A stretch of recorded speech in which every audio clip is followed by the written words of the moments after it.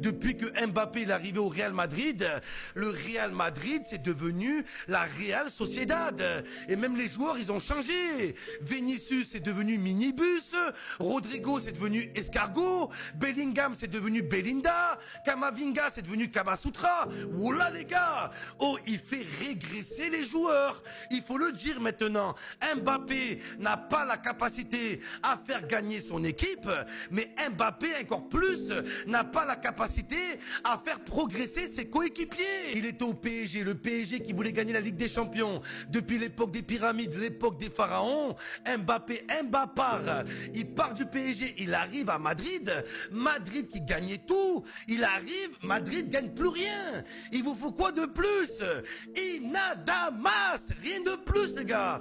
Juste ça un argument, c'est terminé, le débat il est terminé les gars. Non mais sérieux, et je me rappelle des journalistes l'année dernière, il dit à Mbappé, oui Mbappé tu fais une saison blanche, il dit quoi? T'es sûr? T'es sûr? Oui je suis sûr. Oui on est sûr Mbappé, on est sûr.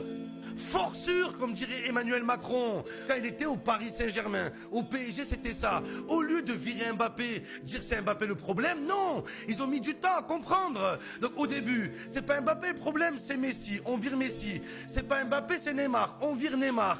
Après, c'est pas les joueurs, c'est l'entraîneur. On vire les entraîneurs. À la fin, le PSG, ils étaient à deux doigts de virer les supporters du Paris Saint-Germain et de garder Mbappé, les gars. Non mais ça, et là, c'est pareil. Ça recommence. On vit la même chose. Oui, mais c'est pas Mbappé, c'est Rodrigo. C'est pas Mbappé, c'est Kamavinga. C'est pas Mbappé, c'est Alonso. C'est pas Mbappé, c'est Areola. Mais arrête, Wola. Arrête, Wola, au bout d'un moment. Mais c'est lui le problème. Quand le Real se fait éliminer par le Bayern. D'ailleurs, il a rien fait contre le Bayern. Tout le monde parle de Kamavinga. Il avait plusieurs fois l'occasion de tuer le match. Il n'a pas fait. Il avait 2-3 face à face qu'il a raté, les gars. Donc là, face au Bayern Munich, là pour lui, c'est pas le Real Madrid est éliminé de la Ligue des Champions. Dans sa tête, c'est le Real Madrid est éliminé de la Ligue des Champions. 15 buts de ma part, 15 buts. Mais contre qui les buts? Il a pas mis un but important sur les 15. Oh, Cristiano Ronaldo, il a mis 17 buts en Ligue des Champions. Les 17, c'était en finale. C'était en finale, les 17. Il t'a mis 15 buts contre qui? Contre qui? Olympiakos, d'accord? Doublé contre l'Olympique de Marseille, on s'en rappelle. Et les deux actions, c'était deux actions volées, les gars. Penalty pour Madrid, hein. C'est l'arbitre qui nous a volé, les gars. Doublé contre l'OM et deux penalties, ok. Après, il a marqué contre qui, les gars? Kaira. Mais Kaira, les gars, c'est pas une équipe de foot.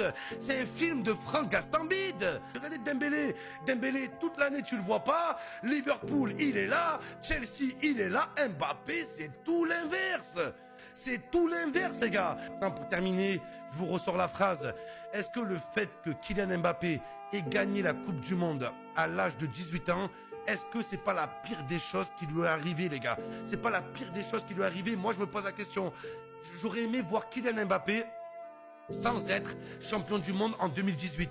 Je pense que ça aurait été une autre carrière, beaucoup d'humilité, beaucoup d'autocritique, beaucoup de remise en question. Si Mbappé n'aurait pas été champion du monde, voilà, il aurait déjà 4 ou 5 ballons d'or. Avec sa tête de noisette géante, la ballon d'or, là pour l'instant c'est ballon dehors, dehors.